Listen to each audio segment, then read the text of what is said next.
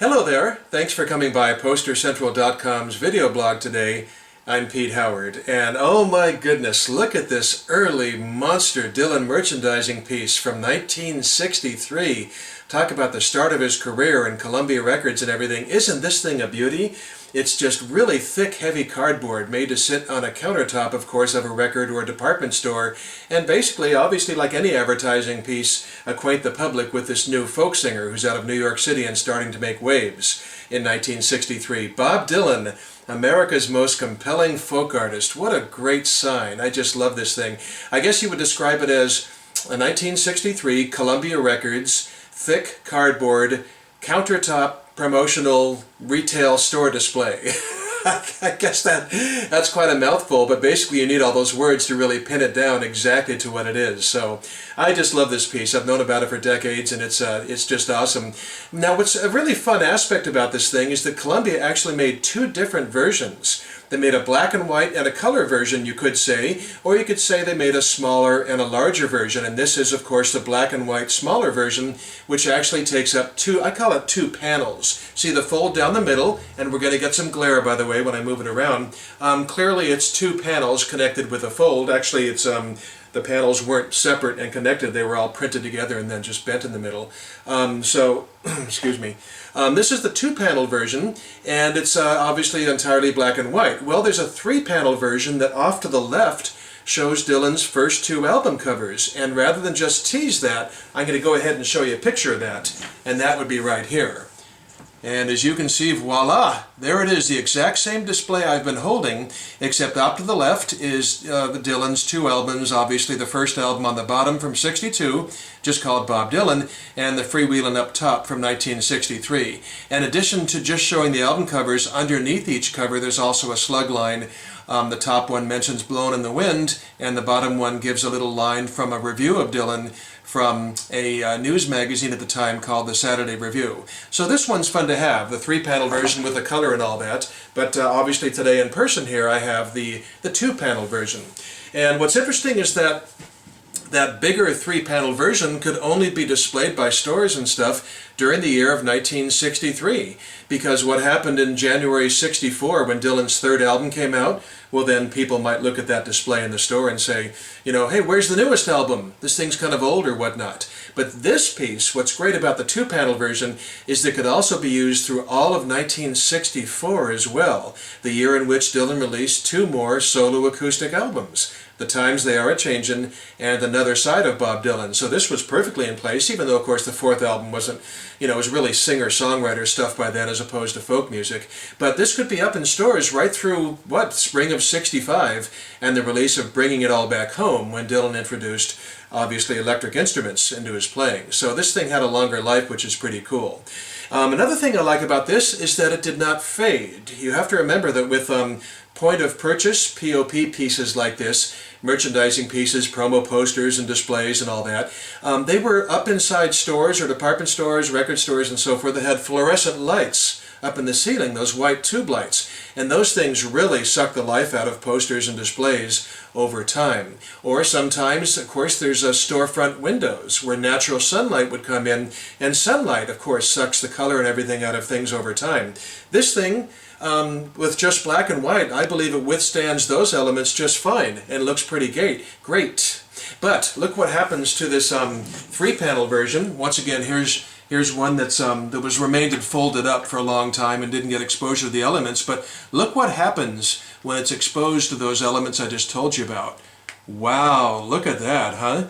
Now you can ignore the photo of Dylan in the middle. That's just a glare from a camera or light in the room. But a friend of mine has this. This is a picture of it, but look at those album covers off to the left. Holy cats. Not only are they overall faded, it's interesting to note that all of the red has just been zapped out of them. I mean, on Dylan's first album down there at the bottom, right by the bill of his cap, it says Bob Dylan in red, gone. And then 13 song titles below that in red, gone. And even the stereo symbol on his cap is red on the album cover. Now it's white on against his cap. And then it's kind of funny, on the Freewheelin up there, it says the Freewheelin over Dylan's head, and on either side of his head, Bob is on one side, Dylan's on the other, gone, just zapped away by the sunlight or fluorescent lights. And so that's really unfortunate, and it really reduces the appeal of this 3-panel display. But what's nice about this 2-panel one, again, is that it doesn't fade. By the way, you can see it's really thick material. It's sort of yellowish on the back and stuff. It does not fade with exposure, unless it was really just extreme exposure to those harmful elements. So I really like that. But you know something, it's a personal taste thing. Everybody, might like a thing, either one for different reasons. In fact, that 3-panel version, by showing 2 album covers, basically it also shows 26 song titles. How fun is that? Of Dylan's, including "Blowin' in the Wind" mentioned twice. So that's that's pretty tough to beat. That's pretty neat. So sort of like pick your poison, except what's positive poison. Pick your delight. The 2-panel or the 3-panel version. Not that either one's easy to find. It's not like you can walk into a collector's store and sit there and go back and forth and make up your mind. These things are always kind of hard to find. So anyway, here we've got it, Bob Dylan, America's most compelling folk artist. And again, that commanding photo that both versions have in the middle, that was taken by Columbia Records staff photographer Don Hunstein. And Hunstein was the shutterbug who snapped the album covers that are shown on that version, the bigger version. I'm talking about, of course, Dylan's first 2 album covers. Hunstein took those photos as well. So he's really represented for sure with this promo piece. And then, as you can see, as we get in there underneath the Bob Dylan, America's most compelling folk artist, you have the 2 quotes there. And as you can see, it says, Joan Baez, "I feel it, but Dylan can say it. He's phenomenal."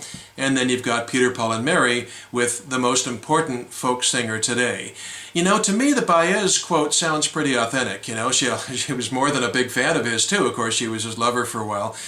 Probably not yet at this point. But, with the Peter, Paul, and Mary quote, how can 3 people say one 6-word sentence, Well, I'll tell you how. It's when they share the same manager. That's right. Albert Grossman was the manager of both PPM and Dylan. So that was probably just Grossman's PR machine generating that quote for marketing purposes, which, it's perfectly fine. I mean, you can be sure Peter, Paul, and Mary, pretty much felt that way about Dylan anyway, certainly as a songwriter, because they took his "Blowin' in the Wind" and "Don't Think Twice, It's All Right" to the moon in 1963, both of them top 10 singles, whereas Dylan's single of those songs didn't go anywhere. So, and then of course at the bottom there you've got on Columbia Records and the famous what's called the Walking Eye logo down there. So all very 1962, 63-ish, which is really fun. Just love the early period of this for sure. This monster is over 2 feet tall. It's 25 inches tall, and so is the 3-panel version. And this is 2 feet wide. And the 3-panel version, it follows, is 3 feet wide. But even the small one, I'll tell you, there weren't independent record stores in 1963 nearly as much as later in the 60s. And you had a lot of records selling through department stores like Montgomery Ward's and Whitefront and so forth. And you can be sure they faced the challenge. In fact, I should say probably Columbia's sales reps faced the challenge in getting the retail outlets to clear some countertop space to be able to put this up. But when they did, obviously it was pretty effective. It really commanded attention. Because Dylan, in 63, he was getting known in New York City. But outside of the city, I mean, you take any other place in the country and people, they might have heard "Blowing in the Wind" by Peter, Paul, and Mary on the radio, but they'd see this and they'd say, who is this guy? Maybe even call him Bob Dylan, right?